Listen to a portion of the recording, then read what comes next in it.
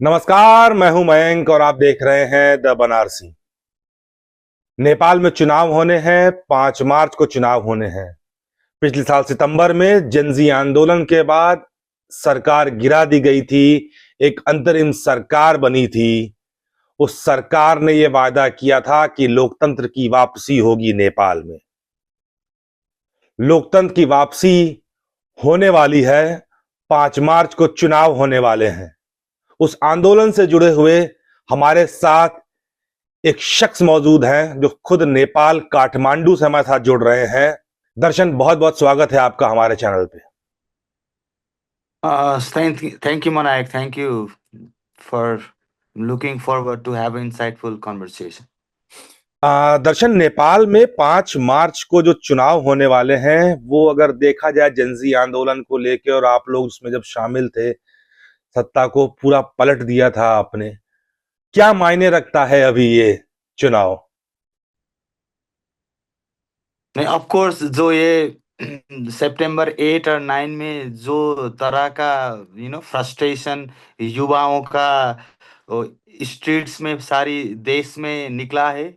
इस और जो ये उन लोगों का मुद्दा था, ये सोशल मीडिया बैन जो हुआ, तत्कालीन सरकार ने, जो कांग्रेस और एमएलए का सरकार था, उन लोगों ने जो सोशल मीडिया बैन किया, तो सारा यंग लोग, सारे हम वेर इन द प्रोटेस्ट जो एक 8 सितंबर 8 और 9 का घटना था। इसके बाद जो चुनाव हुआ है, ऑफ कोर्स जो जेनजी मूवमेंट कहा जा रहा था, इसको सारे लोगों ने एंड में जो 23 भाद्र 23 का, जो 19 लोगों का, बच्चों का तत्कालीन सरकार में सरकार ने मार गिराया। इसके बाद जो चुनाव अब हो रहा है, वो तो 10% ऑफ होल जेनजी मूवमेंट का है।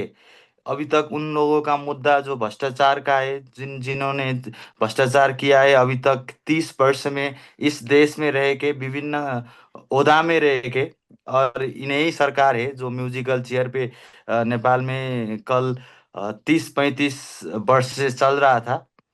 सो ये चुनाव तो है, लेकिन वो जेनजी मूवमेंट का सिर्फ 10% ही अचीवमेंट हुआ लगता है मुझे। इसीलिए जो उस इलेक्शन के टाइम एक्टिवली फील्ड में प्रोटेस्ट कर रहे थे, काफी लोग एक इस इलेक्शन में पार्टिसिपेट नहीं हो रहे हैं। दो after Balen Shah getting into it has created some kind of excitement for the young people, and I think ये सारी जो चेंज हम सारे लोग नेपाल के जो यूथ है वो देखना चाहते थे, वो आफ्टर इलेक्शन होगा कि नहीं होगा, ये गंभीर प्रश्न है। दर्शन, अगर हम बात करें युवाओं की, जो वोटिंग होती है वो सबसे इम्पोर्टेंट हो जाती है। तो इस बार जो युवा हैं, जो यूथ है वहाँ का, नेपाल का, हमने देखा कि इसमें लड़कों के साथ साथ लड़कियां भी समान रूप से भागीदारी किया था उन्होंने उस आंदोलन में। कि आपको क्या लगता है कि क्या उनकी भागीदारी सुनिश्चित होगी इस चुनाव में भी? क्या लोग बढ़ चढ़ के हिस्सा लेंगे इस चुनाव में, इस वोटिंग में? नहीं, अब सारे देशी चुनाव में हो चुका है, तो डेफिनेटली इन लोगों, जो महिला पुरुष और विभिन्न जाति वर्ग के लोग ही इन एक्साइटेड हैं वोट करने के लिए।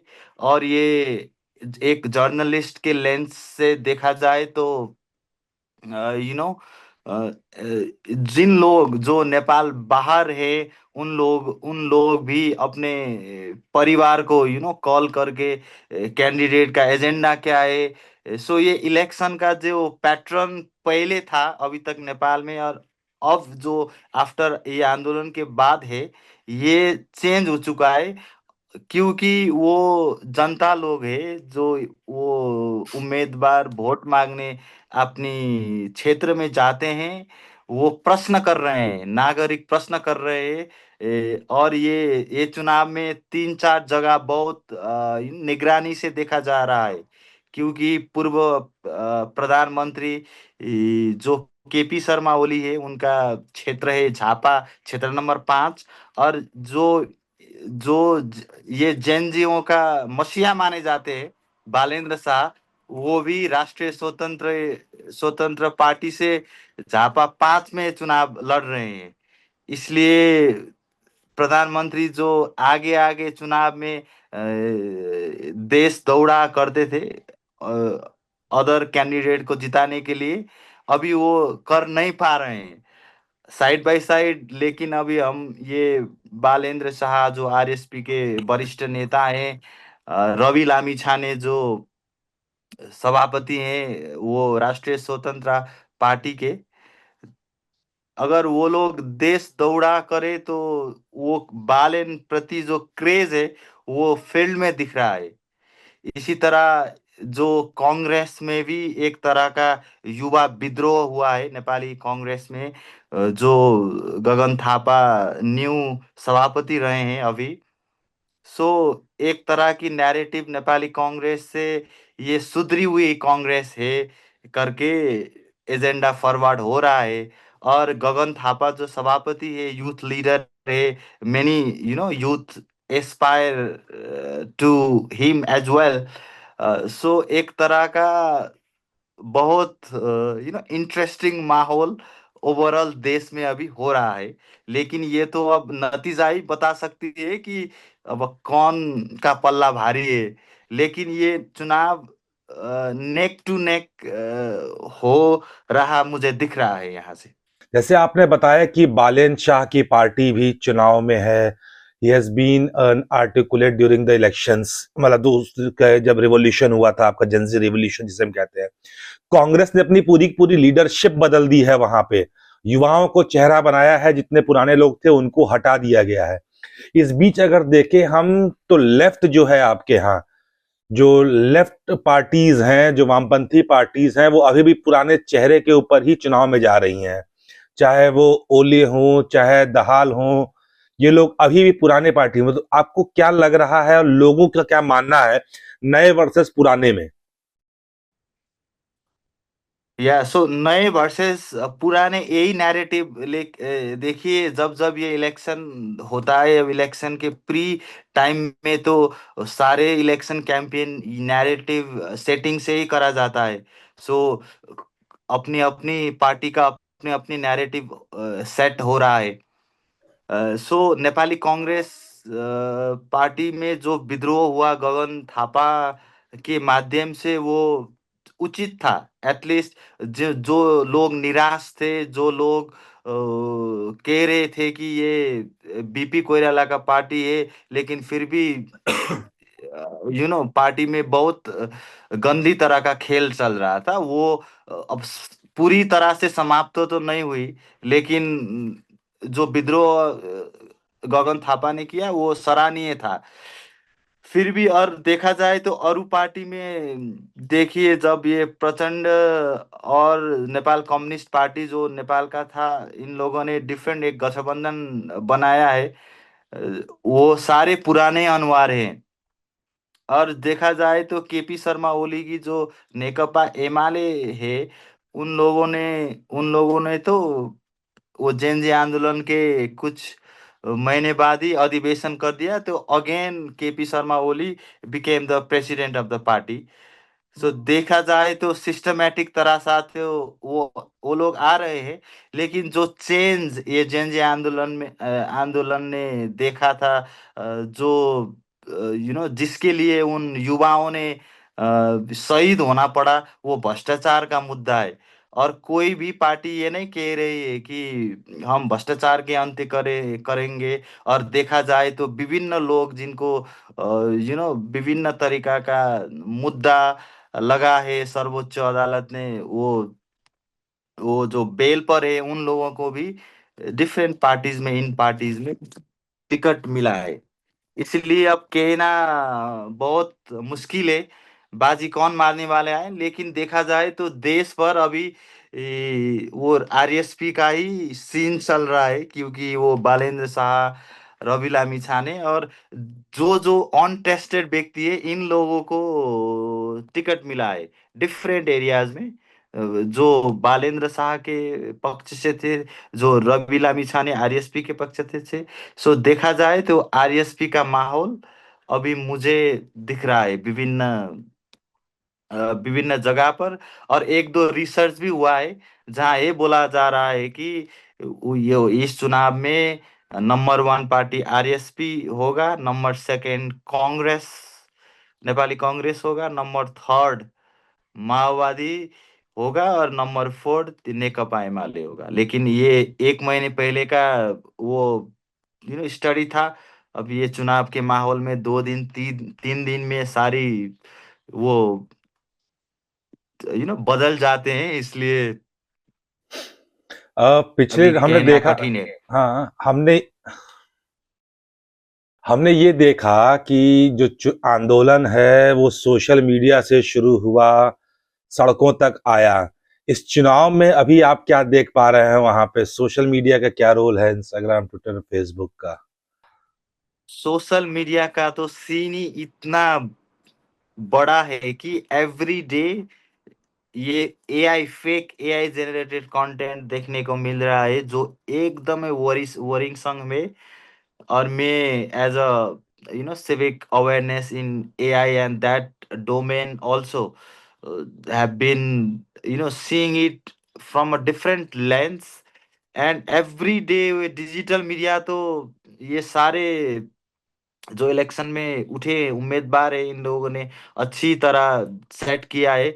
अगर देखा जाए क्षेत्र नंबर 4 सर्लाही में, जहां पर ये नेपाली कांग्रेस के गगन थापा एक उठ रहे हैं उस क्षेत्र से, वहां से वहां का और ये बालेंद्र शाह का। सो अगर डेमोक्रेटिक वाइज देखा जाए तो यंगर ऑडियंस, जो यंगर कैंडिडेट्स थे, जिन लोगों को ये अल्गोरिदम्स पता है, जो ये कंटेंट इकोनॉमी, क्रिएटर्स इकोनॉमी को अच्छी तरह से जानते हैं, इन लोगों ने कैपिटलाइज किया है एआई और ये डिजिटल मीडिया के माध्यम से।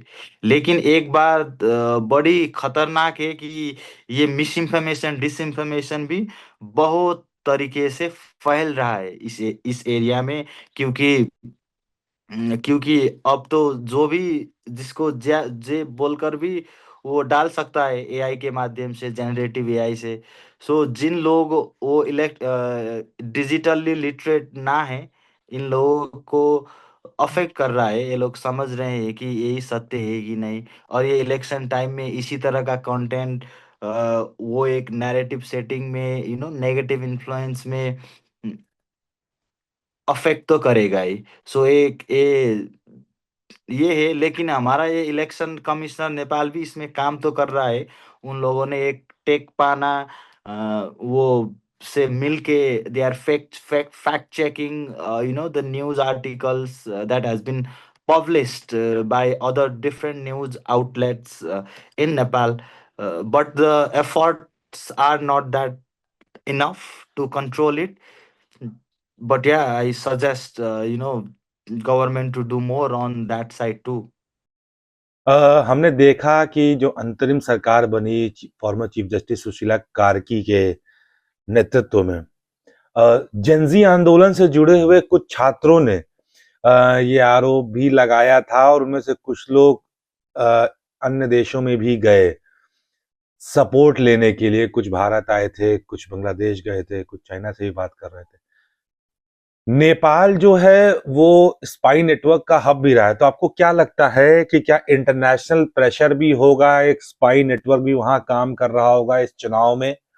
और जो आप बता रहे हैं जिस तरह से एआई का इस्तेमाल हो रहा है, सोशल मीडिया का इस्तेमाल हो रहा है फेक न्यूज फैलाने में, आपको क्या लगता है कि इसमें क्या हो सकता है? मतलब क्या ये एक जो स्पाई हेवन कहते हैं नेपाल को, वो भी उसमें सम्मिलित है?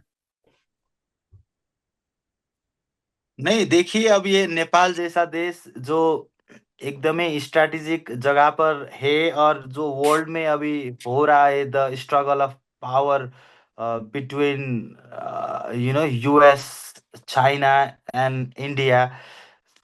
So a lot of conspiracy has been raised, and I feel it's in somehow strategic, because and if we look at जो ये जेनजी आंदोलन जो हुआ वो सितंबर 8 में जो हुआ, किसी तरह का नैरेटिव सेट करने में सारी लोग और स्पेशली ये पॉलिटिकल पार्टी के लोग जिसके खिलाफ ये आंदोलन था, ये लोग कहने लगे कि ये सारा ये विदेशी से हो रहा है, सारा ये विदेशी हस्तक्षेप हो रहा है, ये नेशन से कर रहे हैं। लेकिन उसमें ठोस प्रमाण नहीं था, एक तरह का नैरेटिव सेटिंग कराने की बात हो रही थी, लेकिन ऐसा कुछ नहीं था। लेकिन फिर भी हमें ये नेपाल का समस्या है, और ये नेपाल का समस्या समाधान के लिए हमारा देश का नेता स- सकते हैं, लेकिन as a strategic nation, because crazy set is happening in the world right now, है ना। सो इसीलिए वो एक टाइम पे कह रहे थे ये सारे इंडिया ने ये सारी करवाई है, लेकिन एज समवन जो इंफॉर्मेशन लेने जगह पे भी मैं हूँ, India was completely unknown I think in my opinion.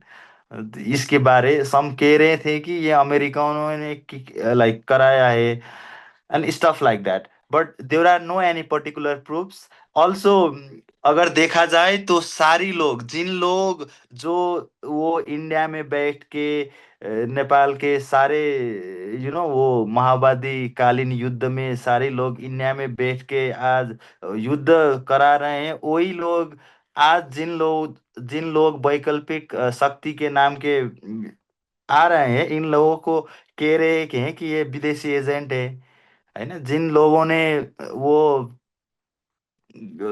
जिन लोगों ने ये डिफरेंट डिफरेंट प्रोजेक्ट्स में हस्तक्षेप दिखा, अभी अभी ये बालेंद्र शाह जो एक हमारा वो प्राइम मिनिस्टर का कैंडिडेट है आरएसपी के, उन्होंने रिसेंटली कहा कि वो जो महानगर के वो फोर व्यवस्थापन के एक वो काम है वो सेटल करने के लिए, वो उसमें भी फॉरेन इन्फ्लुएंस है।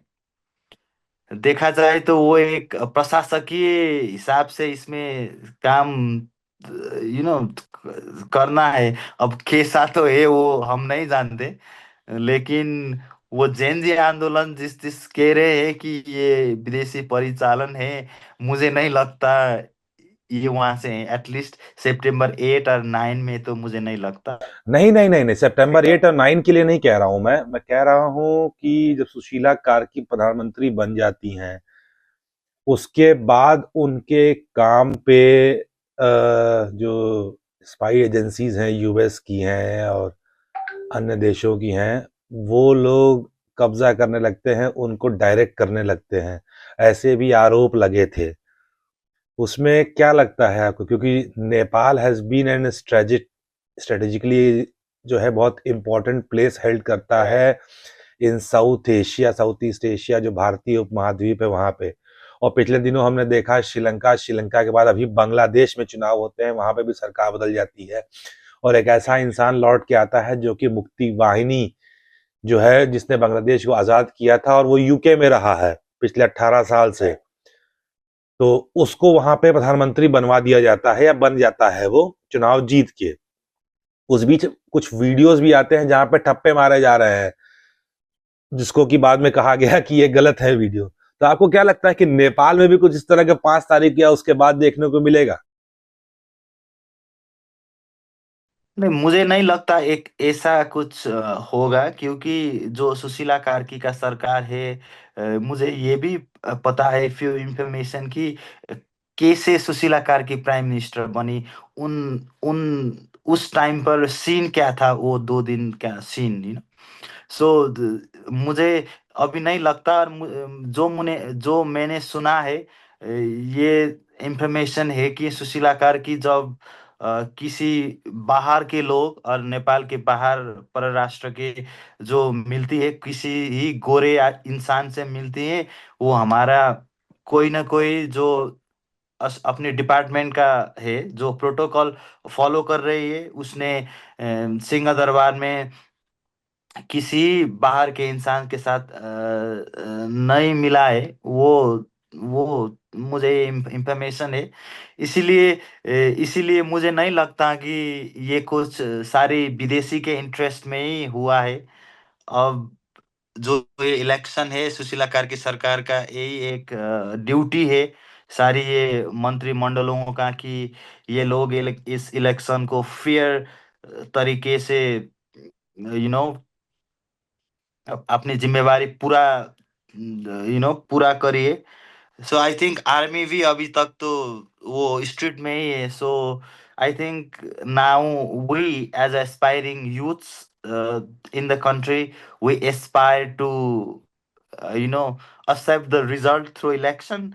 And in general I don't believe that ये सुशीला कार्की की सरकार और ये सारे लोग किसी तरह के खेल कर रहे हैं, और ये मानेंगे भी नहीं। हमारे जो जो लोग आफ्टर ये जेनजी आंदोलन के बाद जो इस में ये गेम में आया इलेक्शन के, ये लोग ये किसी से झुकने वाले नहीं है, अपनी तरह से ही है। और मैं भी एक यूएसवाईसी मेंबर भी रहा हूँ 2018-19 की तरह। सो मुझे भी sometimes if I give some statement जो अपोनेंट को मन आई मीन अच्छा नहीं लगेगा, वो लोग मुझे भी कह रहे हैं कि मैं विदेशी एजेंट हूँ, because I was the USYC member.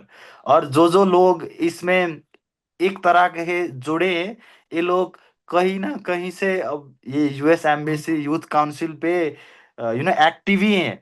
और नेपाल में ये कैसा सीन है, और काठमांडू में इज इधर you are politically active when you are in your learning phase, when you are leading projects.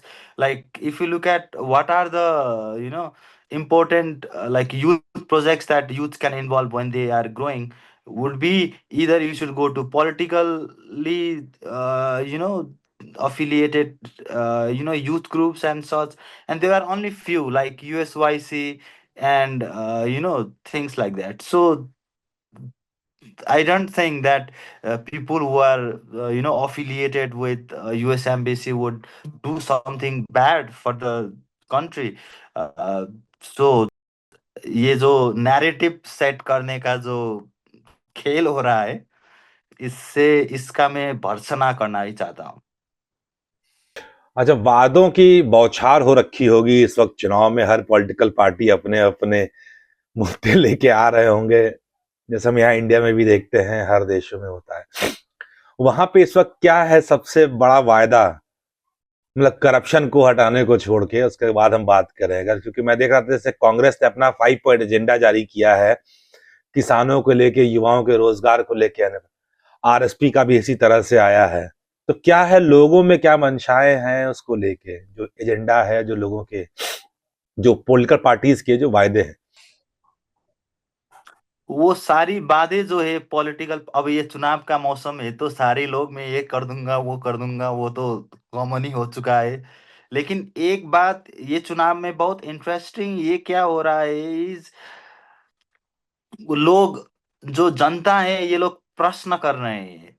ठीक है तुम ये तो कर दोगे, लेकिन कब तक करोगे, ये करने के लिए तुम्हारे पास प्रोसेस क्या है, कितने टाइम लगेगा, और ये हंसी की बात ये है कि वो पॉलिटिकल पार्टीज के लोगों ने सारी वो वोट मांगने के लिए सारी हद पार कर दिए हैं। वो ऋषि धमला जो हमारा पॉपुलर जर्नलिस्ट है नेपाल के, वो भी अब इलेक्शन में घुस रहे हैं, वो जेरी पेल रहे हैं, वो फार्मर्स के साथ जो वो रोहतक में जाके किसान के साथ उखू बोक रहे हैं। और वो दिखाना चाहते हैं कि वो उधर बिलोंग करते हैं। और सारी ऐसे ही खेल चल रहा है, जब ये बालेन जनकपुर जाते हैं, वो मधेश का वोट इस समय बहुत इम्पोर्टेंट है कि सारी मधेश से 32 सांसद चुना जाते हैं। इसलिए वो आरएसपी का जो स्ट्रैटेजिक मूव था, वो जनकपुर जाने की भूमि में जाके जो रैली उन्होंने किया, और ये गगन थापा भी रिसेंटली जनकपुर में जाके वो सभा कर चुके हैं। सो वो मधेश एकदमै डिसाइडिंग फैक्टर रहा है इस समय इस तरह से। और ये वोट बैंक जिसे कहा जाता है, जो आदिवासी होते हैं, जो सुकुम्बासी होते हैं, जिन लोगों ने हम तुम्हें जगह दिला देंगे बाचा करके अभी तक 15-20 वर्ष साल में भी वो नहीं किए। इन लोग जो जाते हैं विभिन्न क्षेत्र पर, जनता उन लोगों के साथ प्रश्न कर रहे हैं, आप तो 3 बार प्रधानमंत्री हो चुके हैं, लेकिन फिर भी क्यों हमारा ये समस्या नहीं सो रहा हुआ। आज मेरा लड़का 10,000 15,000 के जागीर यहाँ नहीं पा रहा है ना। ये तरह के सवाल पूछे जा रहे हैं। और ये हंसी की बात ये है कि फिर वही प्रमिस ये लोग कर रहे हैं। एग्जाम्पल के लिए झापा झापा ने जब जब केपी शर्मा ओली रिसेंटली गए, तो स्थानीयों ने उनके साथ प्रश्न किया कि क्यों आपने हमें अपने 3 कार्यकाल में भी यू नो ये मुआवजा ना दे सके। जब लोग विभिन्न प्रश्न कर रहे हैं, और ये एक तरीका सा ये विंग भी आया है कि हमें देश में रोजगार चाहिए, भ्रष्टाचार अंत्य चाहिए।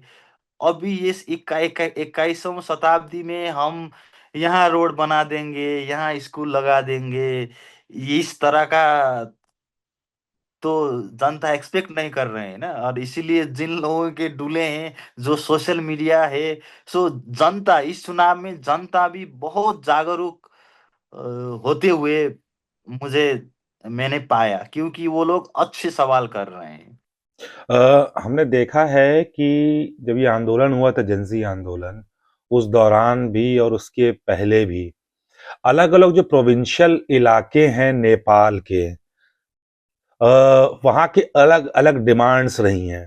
जैसे हम बात करें तो सुदूर पश्चिम जो प्रोविंस है आपका, वहाँ पे भारत के साथ सीमा का विवाद रहा है। वहीं अगर देखें हम गंडकी और बागमती में, तो जो नॉर्दर्न प्रोविंस है आपका, वहाँ पे चीनी इनकर्जन की वजह से वहां पे भी विरोध देखने को मिला, चाइना को और ओली सरकार को भी, जो लेफ्ट सरकार थी वहां पे। मधेश और लुम्बिनी जो है, क्रमशः अगर हम देखें तो बिहार और उत्तर प्रदेश से मिल जुड़ा हुआ है, और यहाँ पे इन राज्यों का प्रभाव ज्यादा होता है। आप कैसे देखते हैं इन इलाकों में जो वोटिंग पैटर्न है और पॉलिटिकल पार्टीज के जो मुद्दे हैं, जो वायदे कर रहे हैं, वो इन इलाकों में किस तरह से डिस्ट्रीब्यूट होते हैं? राइट। देखिए, ये आपने कहा हुई सारी बात, ये जो इलाके की बात हो रही है, लाइक सुदूर पश्चिम और ये मधेश और ये बागमती, जिन जिन एरिया पर हमारा both neighbours would want, at least nothing will happen in this territory for the safety reasons. So ए तरह से है।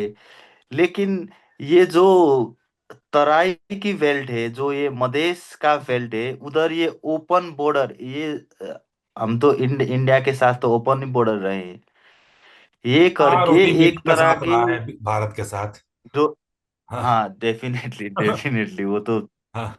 भैया भाई का ही संबंध है। हाँ। और देखा जाए फिर, अब भारत के पॉइंट से देखा जाए तो फिर ये बालेंद्र शाह जो मेयर हुए समय, इनने वो हमारा लिपू लेक और लिम्पिया वाला अपने ऑफिस में टांग दिया। ये जो इंडिया क्लेम कर रहा था कि ये हमारा जगह है। एक एक ही एक इंसान थे जिनने अपने ऑफिस में, ये काठमांडू म्यूनिसिपल के ऑफिस में ये डाल दिया था। सो बालेन को देखा जाए तो, no but I mean we can't predict right what Balen will do. I mean but वो जिन लोगों ने ये करके दिखा रहे हैं कि ये एंटी नेशनल है, ये है, लेकिन वो नहीं हो सकता मेरे विचार में। और मैक्सिमम यूथ भी वो सोचते हैं। लेकिन एक तरह का जो पॉलिटिकल पार्टीज है, विभिन्न दलों का एक तरह का गुंडा राज तो चल रहा है मयंक इस चुनाव में। क्योंकि you no I have heard that in the state like Bihar, it's very easy to access few people and open border है। तो मुझे मेरे पास इंफॉर्मेशन है जो दर्शाता है कि वो मधेश में और स्पेशली सर्लाही जिला में जो डेंजर जोन में 5 नंबर में आता है, वो मेरा क्षेत्र भी वही है। वहां पर वो एक तरह का खतरा मुझे जो एक्टिविटीज वहां पर हो रहा है वो दिखता है, क्योंकि ओपन बॉर्डर है, यूथ से it's very easy to frame things out. So yeah. और पैसे का क्या हाल चाल है वहां पे? सुने कि वोट के एक दिन पहले फिर। जरूर जरूर, वो मधेश मधेश जिधर इलेक्शन होता है, I mean not in the पहाड़ी एरिया, वेयर इन और when sir urban area, right? I mean हाँ। People where they are like educated can you know decide, और जो डिस्ट्रिक्ट जो पिछड़े हुए हैं, जिनका समस्या दूसरी है, और जो लागू औसत में वहाँ का युवा टूट चुके हैं, इसी जगहों पर पैसा का इन्फ्लुएंस ज्यादा होता है। क्योंकि you know I mean they are basically out of politics, they I mean they do not know what is wrong and what is right, right? So इन जगहों पर पैसे का बहुत चल खेल है। मेरे पास इंफॉर्मेशन है कि जिन लोग ये सपोर्ट विभिन्न पार्टियों को कर रहे हैं, इन लोगों के पैसा भी बांटे जा रहे हैं, लेकिन कोई बोलने के लिए राजी नहीं है। रात में ऐसा ऐसी गंदी तरीके का काम होती है एक तरह पर, लेकिन दूसरी बात भी क्या है कि ये चुनाव जो ये साधारण अवस्था के चुनाव नहीं है। 76-77 लोगों ने शहीद हुए हैं, हमारे भाई बहन अपने आंखें आगे उन लोगों को गोली लगी है। इसलिए ये चुनाव में लोग भी है जो कह रहे हैं कि वो हम सारू दारू पिएंगे, एक पार्टी का मासू भात भी खाएंगे, लेकिन वोट हम वो जो अनटेस्टेड है, जो नया है, जो बालिन का पार्टी है, इसको डालेंगे। सो इसलिए दे हैव मेड अ नारा फ्रॉम इट आल्सो, चुपचाप, घंटी छाप and such other parties too, right? So एक तरह का जागरण चल रहा है। और मनाएं देखा जाए तो ये इलेक्शन की डायनामिक्स, दूसरी बात हमने अगर बात करनी है तो अब नेपाल का ये सारी इकोनॉमी रेमिटांस से ही चलती है।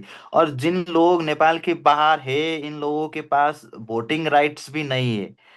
बेजिल्ला और नेपाल के वोटिंग वो बहुत महंगा भी है, क्योंकि you have to go to that particular locality to vote and such. So इसीलिए जोन अब ये सारे रेमिटेंस में चल रहा देश, तो सारे यंग पीपुल बाहर हैं, और वो जो पीपुल बाहर हैं वो लोग वोट तो नहीं दे सकते, लेकिन घर में कॉल करके जो समझ, वो सोशल मीडिया देखते हैं, इन लोगों को तो पता है ना क्या हो रहा है। और ये लोग अपने घर में अपनी रिलेटिव्स को फोन करके, अपने बाप को, अपनी अम्मा को फोन करके वो बता रहे हैं कि लाइक किससे वोट डालना है। सो ये एक स्विंग वोटर वाला सीन तो हो ही जाता है। फिर उन लोगों का कट्टर कार्यकर्ता हो तो फिर इसी पार्टियों को वोट करेगा जो टेस्टेड है, क्योंकि अब संगठन भी बहुत मजबूत होता है इन पार्टियों का, राइट? मेरे सो हाँ, मैं देखो बता रहे हैं दर्शन, हम लोग चूंकि बनारस में थे, और मेरी पढ़ाई लिखाई हुई है 39 गोरखा रेजिमेंट से, 39 जीटीसी केंद्रीय विद्यालय से। मेरे बहुत सारे दोस्त ऐसे रहे जो मेरे साथ पढ़े, जो मेरे साथ अभी भी संपर्क में है, जो लोग नेपाल से थे, जिनके पिताजी वहां पे आर्मी में थे। उनमें से कुछ मेरे मित्र जो हैं वो इस वक्त यूएस में हैं। कल ही मेरी उन लोगों से बातचीत हो रही थी, 2-3 लोगों से। They are eagerly waiting for this elections, they are seeing towards it, और दे आर वेरी होपफुल, और they have left I think way back in 2006-7, जब ये सब चीज हो रहा था वहां नेपाल में, तो few of them were in Nepalese army and they left their job and went to US to do their jobs and course. जो बात हो रही थी हमारी आपसे। राइट। सो जो जो साथी वो नेपाल के बाहर है अभी, जो यंग पीपुल वो दैनिक 25 से 3,000 लोग वो जाते हैं बाहर, इसलिए सारे लोग बाहर ही है। वो जो मेरा हमारा पुश्ता है, इन लोगों ने वो सारी जो ये 30 साल से इस देश में राज कर रहे थे, हमें तो इंटरेस्ट ही नहीं था ना पॉलिटिक्स को, यंग पीपुलों का। जो millennials, I am from millennials, जो मिलेनियल्स ने एक दिखा, एक एक दिखा नहीं, सारी चीज जो 30 31 वर्षों के साल इस देश में हुआ, वो सारी दिख चुका है। और ये आरएसपी ने, बालेन, इन लोगों ने यूथ एम्प्लॉयमेंट देंगे कि नहीं, उन लोगों ने इस देश का निकास देते हैं कि नहीं, ये ये वो लोग कहते हैं कि ये उन्हें नहीं पता। लेकिन एक बात पता है कि 30 साल में जो ये देश में नहीं हुआ, वो किस किस के कारण से नहीं हुआ, वो उन लोगों को पता है, वो हमें पता है। इसलिए इस बार उन लोगों को नहीं वोट देंगे जिन लोगों ने हमारे एक सारी जेनरेशन को नेपाल में, नेपाल से बाहर जाने के लिए विवश कर दिया। और वो लोग फिर कह रहे हैं कि वो तो अपनी इच्छा से जा रहे हैं देश विदेश। इच्छा नहीं है, वो लोग ये कहते हैं कि उन लोगों को 20 घंटा वो लोग काम करते हैं। कितनी दुखदाई अवस्था है ना विदेश में। जो और घर वो छोड़ के गल्फ कौन कंट्रीज जाना में तो, चाहता है।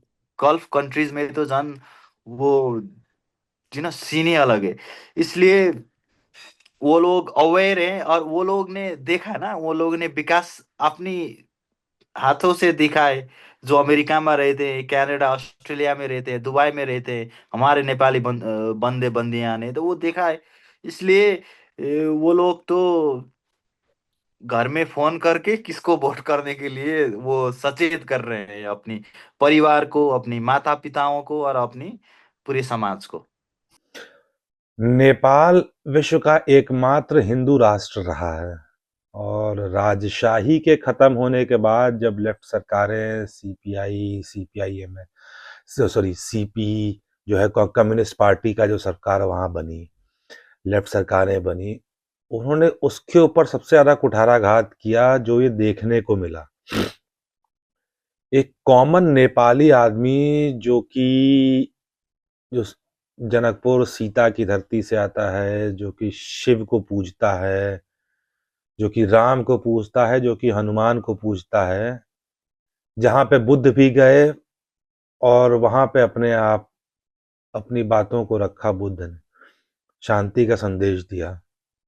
नेपाल का युवा, नेपाल के लोग, ये जो चेंज हुआ है, डेमोग्राफिक चेंज की जो बात होती है नेपाल में, उसको किस तरह से देख रहा है और उसका चुनाव पे क्या असर दिख रहा है इस बार वाले चुनाव पे। क्योंकि पिछले चुनावों में उसी को ही चेंज करके जो आरोप लगा पहले कि ये डेमोग्राफिक चेंज करके चुनाव जीता गया है, या मतलब मैनिपुलेट किया गया, इस चुनाव में उसका क्या असर दिख रहा है और कैसे उसको टैकल करने की तैयारी है। राइट। सो इस चुनाव में दो तरीके की इंटरेस्टिंग बात हो रही है। एक, देखा जाए तो पहले चुनावों में वो एक गठबंधन होता था, कांग्रेस, एमएलए, समटाइम कम्युनिस्ट, वो एक गठबंधन कर लेते थे। सो इस ये पहले बार होगा शायद जो दल, एटलीस्ट 3 4 दल गठबंधन करके नहीं गए मैदान में। ठीक है। सो नेपाल हिंदू राष्ट्र ही रहा है, वो बात है। लेकिन एक बात है कि जो धर्मनिरपेक्ष, जो उस समय उस सरकार ने, जो ये राष्ट्रीय, वो पहले संविधान सभा के तहत हो रहा था, उस समय किसी के साथ वो बात कंसल्ट ही नहीं किया गया था। सो एक सेंटिमेंट्स जो हमारे राज परिवार के साथ है, वो जरूर है। और ये प्रो मोनार्क फोर्सेस जो है, ये अभी मल्टीप्लाई भी होकर जा रहे हैं। क्योंकि वो दुर्गा परसाई जो प्रो मोनार्क के और सनातन हिंदू राष्ट्र के लिए एडवोकेट करते हैं।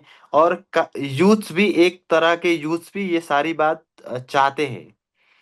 राइट। लेकिन अब इसको वो धार्मिक अभी इलेक्शन के आगे तो फिर इसी बात को वो पतेंगर भी बनाते हैं फायदे के लिए। ये राजनीतिक दल अपने फायदे के लिए तो अनेक करते हैं।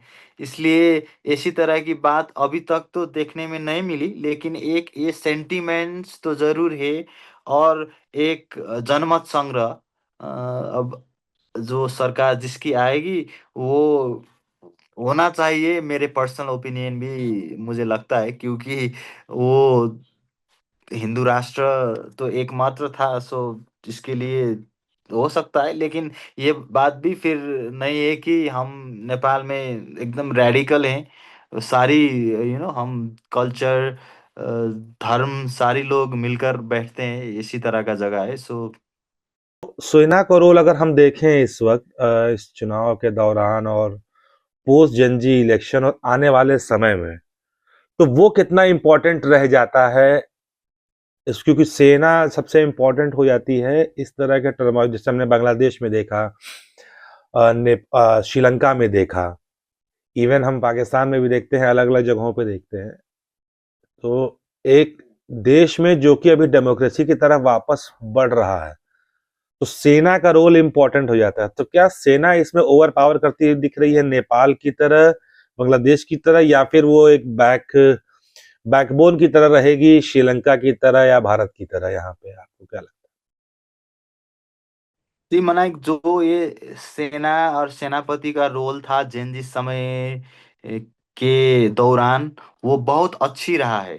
क्योंकि वहां पर एक समय था जो एवरी नागरिक ये सोच रहा था कि अब सेना को बाहर आना चाहिए और वो डिस्ट्रॉय को रोकना चाहिए, because it was out of hand, right.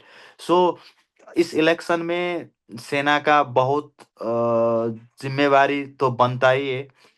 और उस समय जो सेना ने वो ट्रांजिशन के समय था ना, वो एट्थ नाइन्थ के बाद टेंथ इलेवेंथ ट्वेल्थ, इस समय में अपने रोल अच्छी तरह से निभाया है। जो कुछ लोग इस बात को नहीं मानते, मैं इसको फुल सपोर्ट करता हूँ। दूसरी बात, इस इलेक्शन में क्योंकि सारी एपीएफ नेपाल पुलिस के लोगों का वो जो आत्म वो है वो गिर चुका है, क्योंकि कितने सारे वो भी शहीद हुए हैं ना, पुलिस के लोग उस समय। इसलिए आर्मी से नेपाल पुलिस एपीएफ ने कुछ हथियारे भी इस चुनाव के समय ने वो they have, I mean borrowed few weapons। सो जो ये लोग गश्ती कर रहे हैं अब सड़क में। क्योंकि सेना का तो एकदम फुल महत्वपूर्ण एरिया है, क्योंकि in the areas like regions like in Madhesh and different other zones that they have tagged five people, they are together, they are उन लोग जो गश्ती और ये सब करने, जो शांति सुरक्षा कायम रखने के लिए नेपाल सेना के भूमिका इस इलेक्शन में, फेयर इलेक्शन कराने के लिए भी बहुत एसेंशियल मैं देख रहा हूँ। और नेपाली सेना अभी डिफरेंट सेंट्रल जेल की तरफ उसको सुरक्षा देने के लिए तैनात हो चुकी है विभिन्न जगहों पर। अ, और यही बात है। है? एक और सबसे बड़ा मसला है, अगर देखा जाए वहां पे, तो इकोनॉमी को लेके है, रोजगार को लेके है, और पढ़ाई को लेके है, नए रिसर्चेस को लेके है। इकोनॉमिकली अगर देखा जाए तो Nepal is more dependent upon India, तो सी रूट्स और ये जो है इसके लिए, एक्सपोर्ट्स वगैरह के लिए। तो how does the upcoming Nepal government, मतलब क्योंकि जो चुनावी पार्टियां हैं अपने बारे में कह रही होंगी कि हम ऐसे करेंगे वैसे करेंगे, are there any significant promises been made वहां पे कि इंडिया से इस बारे में वो कैसे बात करेंगे, क्या करेंगे आगे? इसी तरीके का कोई बात भी नहीं वो करने लेंगे। आई मीन कोई नहीं कह रहा है, क्योंकि ये चुनाव के समय अगर यहाँ का रियलिटी क्या है कि अगर ये चुनाव के समय तुम खुद को प्रो नेशनलिस्ट दिखाने के लिए अगर इन छिमियों की राष्ट्रों को, इंडिया को, चाइना को, अमेरिका को और यूरोपियन यूनियन को तुम अगर गाली दे दोगे तो तुम प्रो नेशनलिस्ट हो जाओगे। इसी तरह का माइंडसेट वो फ्यू लोगों के पास है। और इस तरह के लोग इसी तरह के भाषण में देते हैं। लेकिन वो मुझे लगता है जो जो इंसान यहाँ का लीडर और ये जो बनेगा, उन लोग हमारे सारी सीमाओं के राष्ट्रों के साथ, भारत के साथ तो यू नो बेटी रोटी का संबंध ही रहा है। इसी तरह यूएस के साथ, चाइना के साथ एक शक्ति संतुलन राष्ट्र जो अपने सारी नेबर्स के साथ अच्छी दोस्ती रखना चाहता है। और मुझे लगता है सारे लोगों को यही करना चाहिए। और इसमें अगर एक व्यक्ति जीत गया तो फिर इसने ये किया, दूसरा जीतेगा तो वो किया, ऐसा होना नहीं चाहिए। हमारा वो नेबरहुड फर्स्ट संबंध जो गवर्नमेंट में हुए, जो नया आए, वो एज अ स्टेट वही तरह का होना चाहिए, मुझे ये लगता है। दर्शन, आपने इतना समय दिया हमको, हमसे बात की। आशा करते हैं कि जो 5 मार्च का जो चुनाव है आपके यहाँ वो शांतिपूर्वक हो जाए। हम इस बीच में बात करते रहेंगे आपसे लगातार, और will discuss the issues and all. Thank you Darshan.